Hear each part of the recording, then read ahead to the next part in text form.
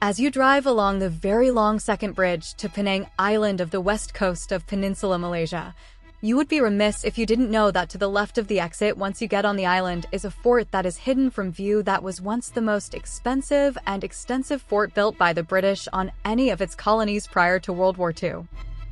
Either referred to as Fort Batu Maung or Fort Penang, and not to be confused with Fort Cornwallis in Georgetown, it is today the site known as the Penang War Museum. So ready were the British to deal with the threats from the sea. This fort literally covered the entire hill it was located on.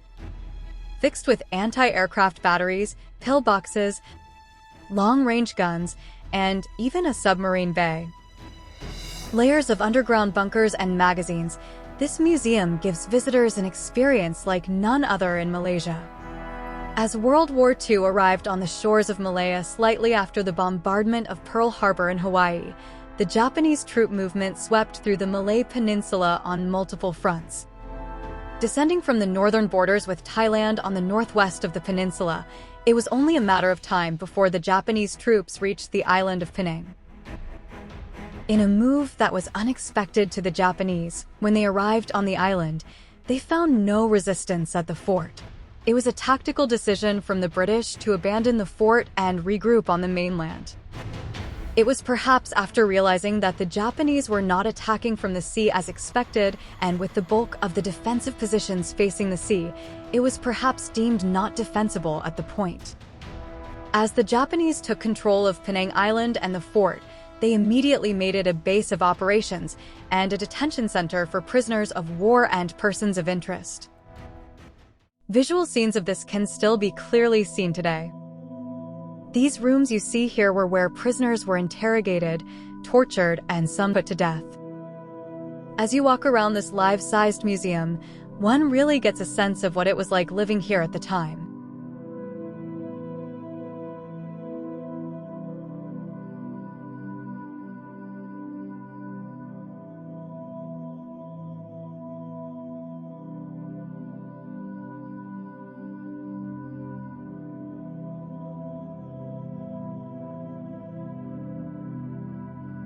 These tunnels dug deep into the hillside gives visitors a sense of what it was like living underground. Though no bombs were actually dropped on the site, this site was definitely prepared for it. These tunnels were dug deep underground with tons of concrete as a ceiling, providing a secure zone for the troops stationed here. This war room, with battle maps and communications, was where the commanders would plan any form of defense or attacks for the troops on the island. After seeing all this, we found it rather unfortunate that none of this was put to use during the war.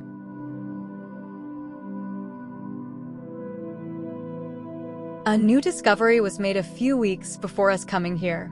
We were told that apparently a new part of the fort was recently opened for tours. This is the ammunition storage tunnel. So over here we do found two ammunition storage. One is located up there and one more is located here. But where is here is 100 feet underground down here. So in this tunnel over here, how you want to go down is by 4 levels of ladder, and each ladder is 25 feet. Going down all is 100 feet deep, which is equivalent to 30 meters. And then once you go in, we go inside the ammunition chamber. This ammunition chamber is a bit different.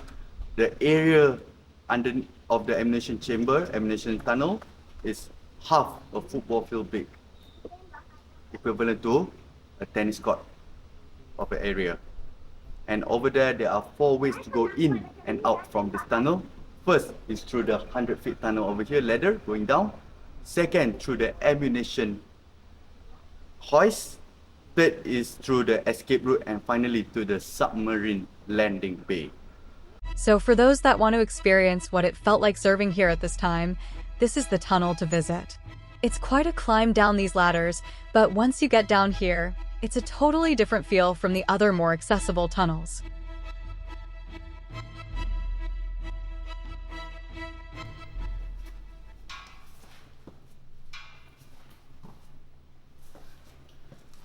Okay, so right now you're already 100 feet underground right now.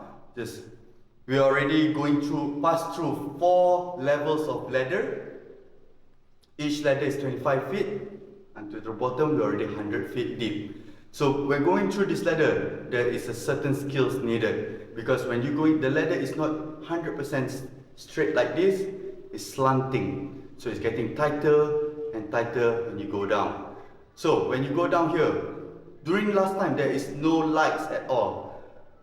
Once they reach this ground, how do they know where to walk? Where is the route to go inside the ammunition storage? Look at the ground. Look at the ground. Last time there is, see this sparkling thing over here. This is where it reflects and they know how to walk. So knowing that this is the way to following the sparkle, they will follow and straight away enter the ammunition chamber. A definite darker side of this tunnel, up there was where the Japanese hanged people and then dropped the body down here. The bodies were then carried back up by other fellow prisoners and the cycle continued. The feeling down here is eerie till today. The tunnels goes on for quite a bit.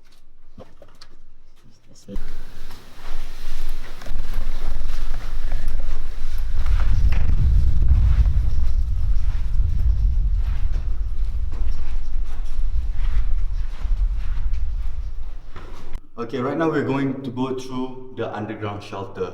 So in this shelter over here, we'll go through in the dark. Like I say, hands are your eyes. Your hands straight in front and walk. Okay, let's go. Okay. So this is how it looks like from inside the underground shelter. So how do you sit inside this underground shelter? It's like this.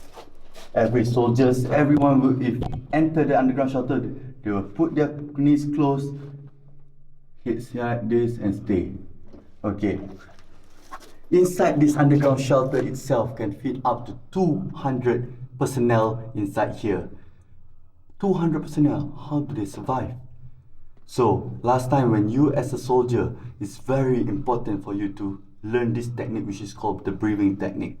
So when they enter all inside here, in one breath first, stay at where the location they should supposed to be, sit like how I was sitting just now. 3, 2, 1, breathe.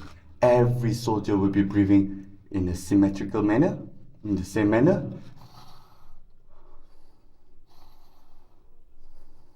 So that the oxygen content and the carbon dioxide content inside this underground shelter remains. And with that technique, they can survive inside here, everything close, 8 hours. And at the same time, with the help of the air hose. Every 3 of these, they have air hose. This air hose is connected to the air vent from outside and supply. It does not supply full air like that, but it gives you the ventilation. A small detour here leads to the submarine bay. It was thought to be an escape route if needed. So inside this underground shelter and only in this tunnel over here, there is another route. And this route leads to the submarine landing bay. So last time, who can go inside here? Not any soldiers, not any personnel, but only one, the general in charge of this Penang fortress over here. So in this route over here, the access is by going like this, but it's going, there's stairs going down, walk, stairs going down, walk for 3 kilometers long. And in the end, you will be reaching to this right beside the sea at the submarine landing bay. So last time, the general in charge, once the general already entered here by holding the oxygen tank himself, once he enter, this place will be sealed so that the general can safely escape out from here. Because this general, they have the secrets all over here and it's very important. So they will use this, he will use this. But why is still here? Because the general in charge of this Penang fortress did not utilize this. So right now we close up this whole thing over here. The reason why, so that insects, snakes, venomous snakes, bats, everything all do not come here from outside and stay inside here.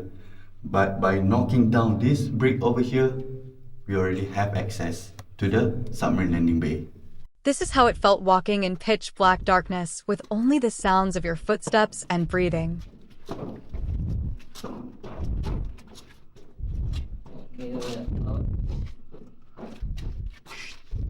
It is truly a unique experience being deep underground and in such a small space.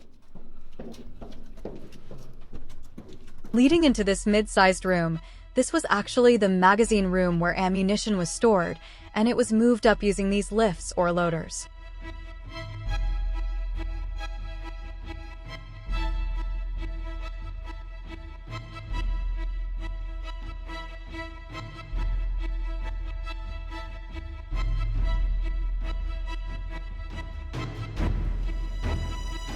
This stairwell leads straight up to the gun battery on the top side of the bunker.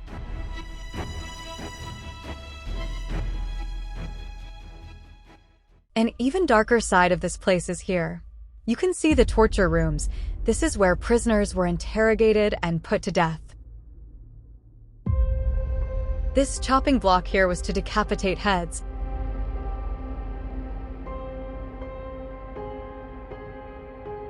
Right next to the gallows where some were hanged.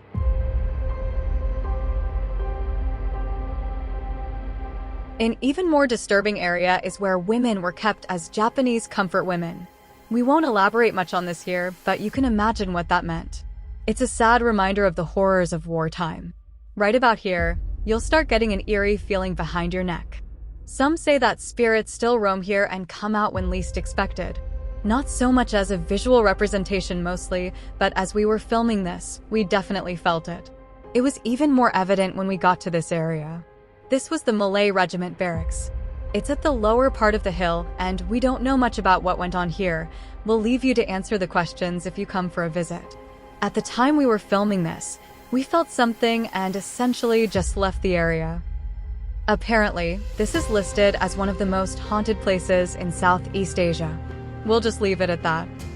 All in, it's a unique place to visit. A window to how life was back then during World War II. It's interesting, educational, and sad all at the same time. May we never revisit the horrors of this era. Please follow us for more stories on heritage and Malaysia in general. Like, subscribe, and share. This episode is brought to you by News Hub Asia.